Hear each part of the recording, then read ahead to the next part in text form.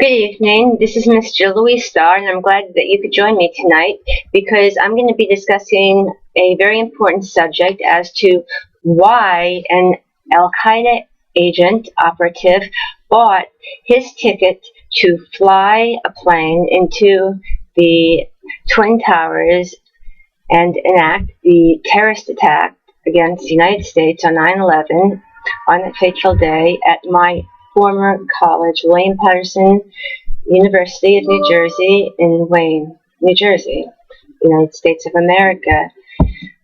By now, most of you that have lost loved ones or have conducted serious inquiry into 9/11 and what exactly happened that day would know by now that one of the Al Qaeda operatives bought a ticket to fly a jet into the Twin Towers at my college university library. And I wanted to discuss that. It's interesting to me that about 15 years ago, I graduated William Patterson in 1997, so I started there about 1993. Within that time period, between 1993 and 1997, when I graduated with full honors, I took a class which I didn't do very good in, called social deviance. I studied sociology. It was given to me, the professor was a probation officer named Miss Barbara Danko, D-A-N-K-O. I hear she might be still working down in the Patterson-Passaic County Probation Division somewhere as a big top manager, position she hardly deserves. First of all, this lady is one in which no love is lost between the two of us. She kept me from seeing my two children for over 10 years by saying that I was a danger to their lives because I was going to psychiatric therapy because of my divorce and losing my children. I think any woman would be upset and have to go to therapy. Anyway, she kept believing my ex-husband. She gave me no visitation right, no phone rights, no letter, I was not allowed to write them my children letters, and I didn't see my children for over 15 years, and they were brainwashed by my ex-husband, Mr. Andre Chapman. Now we're on good terms, me and my children, after so much time. I saw them for the first time in over 14 or 15 years when they turned 18, which was about a few summers ago, and they sought me out. They were only living 2 towns over, although I never knew it, thanks to Miss Barbara Danko. Anyway, that's not why we're here.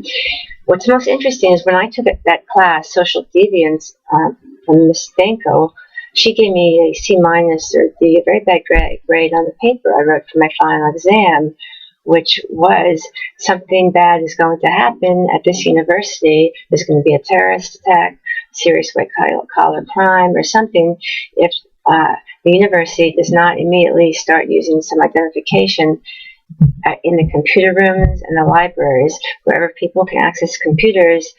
I wrote the paper stating that there has to be cameras, there has to be identifications. People just shouldn't be allowed to just walk in and use this equipment without being identified.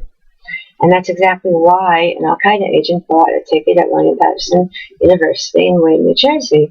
He just walked into the library, used the computer, purchased the ticket, bada boom, bada bang, signed himself in and out of the computer, left it, and that was it. He went and picked up his ticket. When I wrote that paper, Barbara Danko thought it was a terrible paper, and she gave me a C-. I'm sure I still have it around on that paper. I'm sure she wanted to fail me because obviously she didn't like me, because she didn't think I should see my kids for over 15 years. What was most interesting is I thought the paper was a very good paper. I wrote, I warned the entire university of the imminent danger of their insecure computer lab facilities.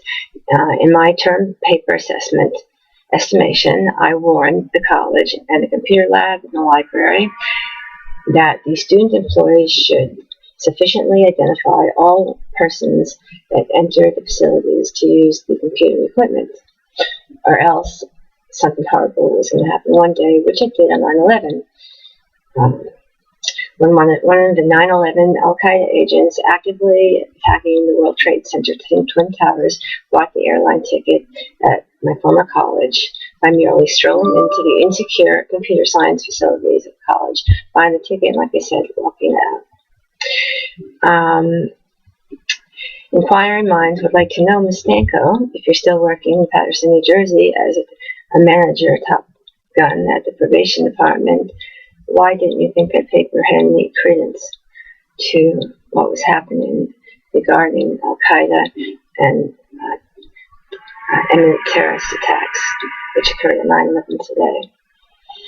Also, during my studies at William Paterson University in Wayne, New Jersey, I had to call the State Department, and I also called the FBI during one of the intermissions of my class, because there was a radical Muslim in one of my class, and he told me that he was going to bomb the college. And this guy was serious. He wasn't fooling around. I wasn't fooled.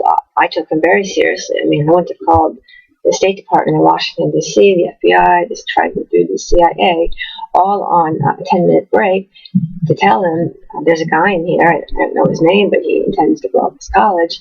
And, nobody took me seriously. The State Department said I'm just a nervous student. They hung up the phone on me. I called the FBI. They didn't even want to hear what I had to say. I don't even remember what was said that I was hung up on. I called Washington. I tried to get all the change I could to call Washington. There was no home security at the time, and nobody would listen. And you wonder why these types of things happen. Nobody listens. No one listened to Darko Trifunovich and I when we tried to tell the United States mission, the United Nations in New York City, that there were 2 Al-Qaeda agents working there right before 9/11. They were international arms traders for Osama bin Laden, and one of them had given Osama bin Laden a personal passport, an illegal papers to pass through Bosnia in 1993 when he was formally stationed as a diplomat in Germany. I mean, not Germany, in Italy, with full diplomatic capacity. You can ask Diplomat Scarabelli about that. He should know about that incident. He worked for the Bosnian mission. So you wonder why these things happen, because the U.S. government, they say they want tips. Home security wants community participation. If you hear or see anything suspicious, to let them know. But you know what? Whenever I did, and I did numerous times, and I have witnesses, diplomats that I worked with, that tried to give them State Department home security tips. They just hung up on us, or they said we were certain nationalists. In fact, I went to the Hebrew Society of North Jersey with information about Al-Qaeda operatives working at the Bosnian mission. I was shunned away from the president of the Wayne, New Jersey office of the YMHA, where I swam in the pool every day. I mean, they're wonderful people. I love them dearly, but nobody listened. And maybe that's why 9/11 occurred, huh? Maybe the U.S. government should open their ears and close their mouths and listen to people and not judge them. And even if you're going to judge whoever's calling you, you should at least check out what we have to say. And I also further want to say that when I was, I'm a pain patient, as most of you know, and when I was attending Shams, Mr. What's his name? He's from Pakistan. Shams Qureshi. He's been prosecuted, and he lost his medical license. He used to have a place called the Pain Center of North Jersey in Clifton on Main Avenue. Me and Darko Trifunovich, the Serbian diplomat, he brought me there one day, and they gave me prescriptions because they were in cahoots. They were raising money for Al Qaeda and Osama bin Laden. We saw they had flyers not only in his office to donate money to Al Qaeda, but also in his cooperative, associative pharmacy. He would write prescriptions that I could only get at the Shifa pharmacy. I recently saw a TV ad for Patterson on Main Ave. Now, me and Darko both can attest to the fact that they had baskets in there to give money in cash for a charity of Osama bin Laden and to give to Osama bin Laden at that pharmacy. Me and Darko tried to report this, and no one acted. And in fact, one day, me and a bishop of the Russian Orthodox Church, he had to pick up some medicine for Father Brendan, who is a priest an Ear monk that lives at the monastery near here. We pulled at the back, and I wrote an article about the Discovery Channel spiders. I actually saw one. They looked like the Discovery Channel like the show they did in Iraq about these huge spiders. I've never seen anything like it in my life. It was under a window, and it was about 12 feet in the back of the pharmacy, where they were trying to get donations from people that go to the pharmacy with me to support Osama bin Laden. I looked at it, and I can draw a picture of it. It had like a dark beak, and it looked like, and it had like a long type of tail. It didn't look, I said, this could not be a spider. I took a rock and I threw it. I hit the web, and the thing actually crawled. It was alive, and it was a spider, and it looked exactly like the Discovery animal spiders. I contacted Animal Control, the New Jersey Division of Wildlife and Safety, anything I could, but people just laughed at me. And I will take a polygraph test, and also Bishop John LaGue at the Holy Name Monastery witnessed it. He saw it. He ripped it out of his car. I said, look at that. Watch it move. I threw a rock at it.